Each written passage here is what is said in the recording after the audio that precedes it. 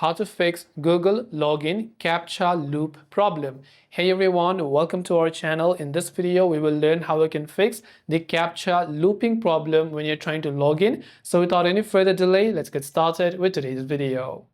If you're getting a login Captcha loop problem on Google, so it depends first of all on which app you're facing this, whether on the Google app or on the Chrome app. So depending upon whichever app you're facing, if you're using Android, long press on that Chrome or Google app icon.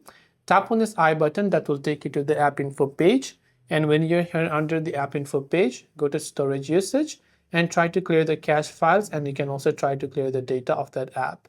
Now go ahead, and if it is Chrome, just open up Chrome, tap the three dots icon, and you can just try to go to history, where you can tap on this option called delete browsing data. Tap on it, and here select everything like browsing history, cookies and sites, cache, images and everything. Then tap the delete button to delete it. And that way you should be able to fix the infinite loop problem for the Captcha on Google. Hope this video helped you. If you have any questions, feel free to leave them down. Thanks for watching and see you soon in the next video.